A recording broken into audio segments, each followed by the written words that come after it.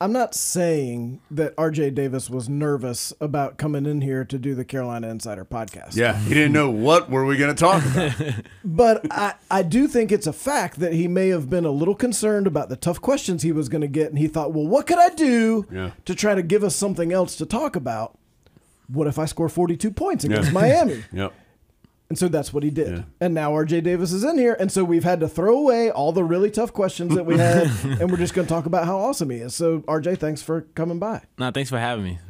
As we do this, his right hand is still smoking.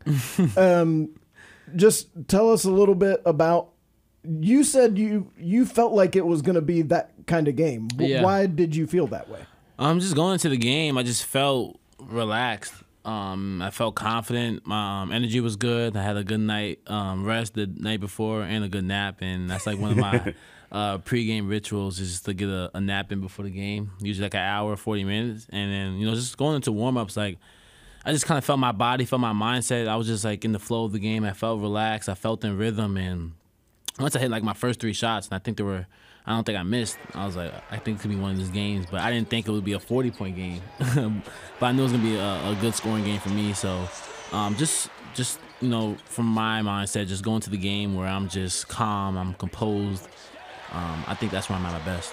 Okay, so while it hasn't been 42 points, you've had such a terrific year, almost really every single game this year. What has been different, if there has been anything different for you this year? Obviously, you've always been able to score and play, but this year feels like it's a different level. I think my confidence levels is really at an all-time high. I've always been confident, but just to see the numbers I'm putting up and how I'm doing it, I think that just speaks to my work and just overly believing in myself. I think sometimes my parents may believe in me more than I believe in myself, but I definitely took an account to kind of just knowing how much hard work I put in this off season and this summer, just from my shots to my mindset to me being a leader and just letting that carry over into my senior year. And I think that's what's been the main and the biggest difference for me. You talked about your work, and Coach Davis has bragged on the work that you've put in quite a bit. A lot of people at this level work hard, but then don't have years like this. What is it about your work that's translating so well? I mean, just everything. Every time I work out, I practice game-like. Anytime I work out, in the weight room, just even praying, meditating, all that kind of stuff, just so I could have the type of year I'm having. And I envisioned all of this. I wrote down my goals. I kind of just sat back with myself, even after we lost against UVA last year in the ACC tournament. I kind of just took a reset button and just took a step back and just reflected on how the year went and how I want my senior year to go. And so far, it's going the way how I envisioned it. But I feel like I have more work to do, and I'm definitely not done yet. But just in terms of just seeing how far I came from freshman year up until now, and just seeing the progress I made each year, I mean, that just shows how much of how much hard work can go into it. And talent. I know that saying, hard work beats talent when talent fails to work hard. I'm a true and firm believer in that.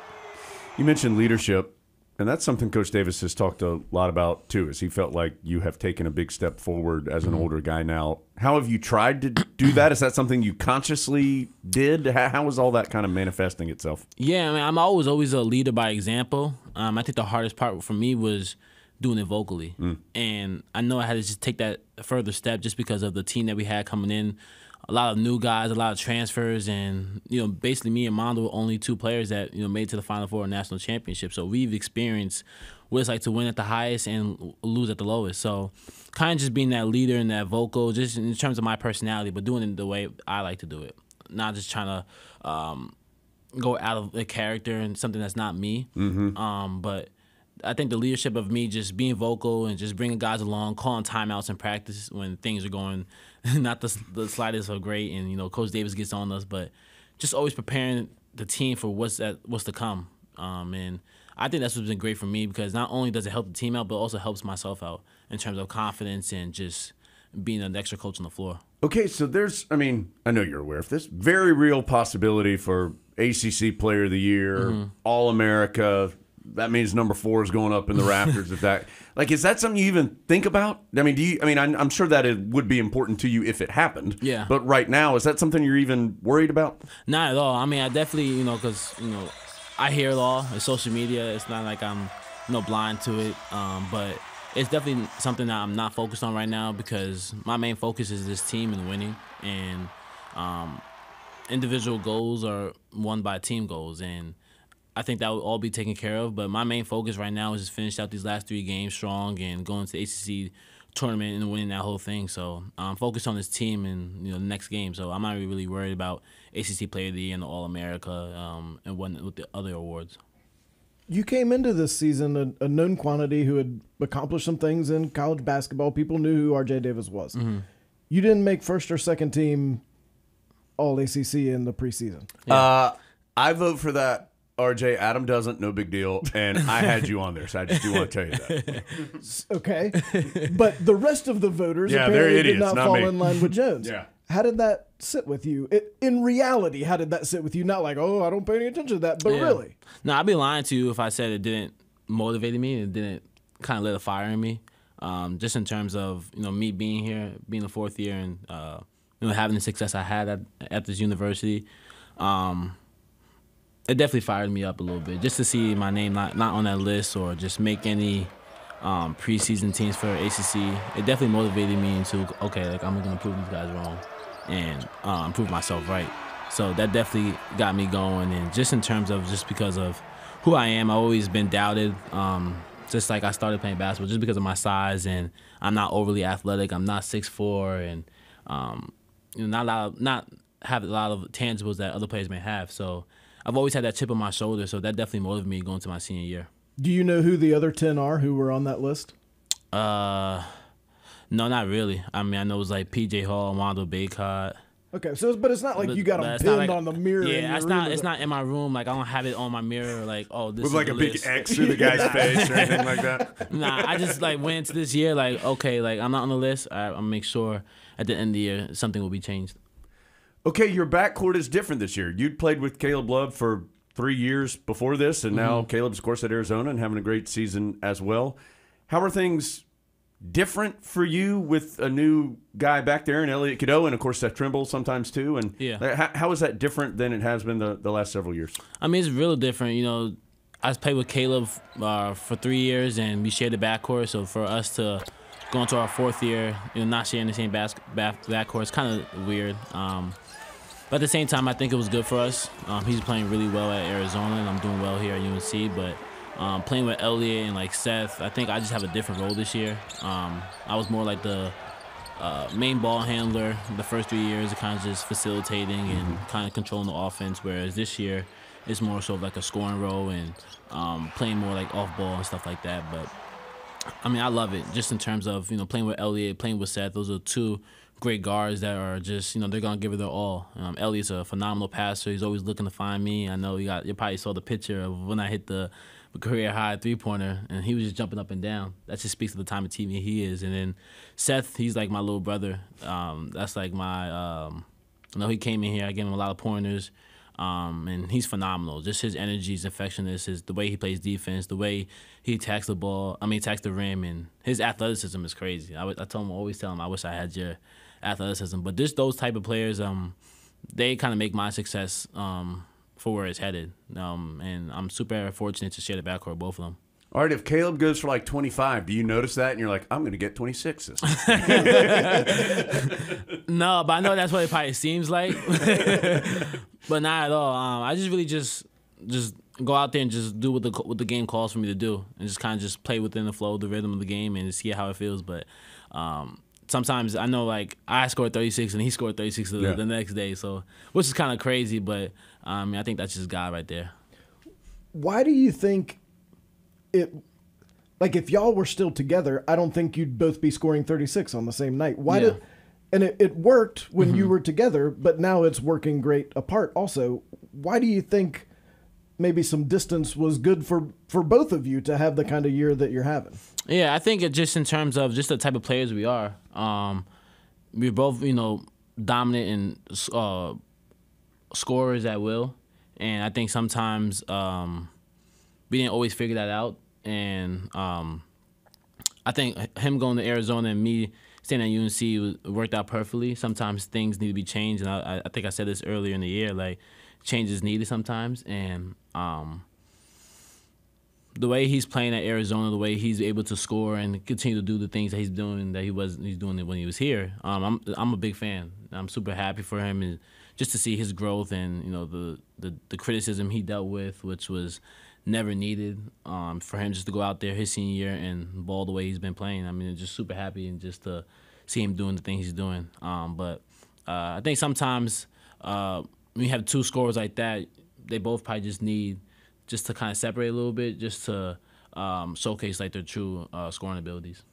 All right, we've talked to a bunch of guys on the team as we've moved through the year, and every one of them talks about the chemistry of this group, and I'm sure you've been asked about it 100 times this season as well. And you mentioned that picture, that great picture of Elliott being just as happy that you had hit that basket as if he had hit that basket. Why is this team that way, in your opinion? I think it's just the personality. I mean, they came onto campus and I felt like they were here for like 5 years. They established, kind of like a family environment, and they came in with the mindset like they're just gonna do whatever it takes to win. And it's not just like the on-court stuff; it's really about like the off-court stuff. Like we really bond well. I think Coach Davis and the rest of the coaching staff did a good job of kind of just bringing us together, doing like little team dinner meals and going out to eat, going to Frankie's. So stuff like that really builds that chemistry. And we just have a great group of guys that just overall just, love being around each other, that have great personalities, always smiling, goofing around. And from like Harrison to Zayden, I could go down the line. Just everyone has their own personality that just fits well in this team. And the chemistry is real, and it's hard to find a team like that. All right, if you're doing like a battle of the stars and it's like bowling and putt-putt or whatever, like who's bringing home that title? Who's the most well-rounded of the group? I'll probably say Seth. Like Seth is just like I heard they went golfing and he was like looked like a true golfer out there. So I'll give it to him. If it's like dancing, like well-rounded, I'm gonna give that title to Zayden. Wow. Yeah. The youngster coming in and getting a win. I'll give it to Zayden, yeah. I think this is the fourth year you've sat in here with us, and you have. We had RJ called us from the bubble. Remember that in his freshman year at the NCAA tournament. I forgot about that. And you are having one of the best years of any player in college basketball in the entire United States of America right now, and you seem the exact same. Yeah. Why is that? I honestly don't know. Like I spoke to my mom this morning about it, and then like. Spoke to a couple of my teammates and my girlfriend. They're like, "Why aren't you like as excited? Like you should be like jumping up and down." I'm just like, this is like who I am. I kind of think I just expect this of myself, and I always been like a humble kid. I never let kind of just like the recognition or just whatever it comes with to get to me, because I know what it took for me to get here. And I've always been that way, and I've always been just just well grounded and stay humble through everything. And I put a lot of time and work into getting to where I'm at. So I may seem emotionless, but at the same time, I'm just really just nonchalant. And I'm definitely enjoying it, but I may not always show it because it may be hard for me to show it. But I mean, that's just who I am. Are you afraid of giving yourself too much credit, that if you do, you won't have that edge that has gotten you as far as it's gotten you? I think that too. I don't want to take my foot off the gas and like kind of just relax and be like, oh, I scored 42 points. Like this season's over. Like no, like I want to keep going. I'm hungry for more. I feel like I have more left in the tank, and I'm just just want to continue to be aggressive through it all. Like I'm not settling for less. And I feel like there's more games to be played, so there's more work for myself to do. All right, I have two quick questions, and then we're going to try something in here today. We've got a bunch of RJ's buckets from the game against Miami. We're going to let him watch some of them and take us through it. But I have two questions for you quickly. Is there a real-world non-basketball scenario that I can throw up the three goggles and do okay with it, like and look all right?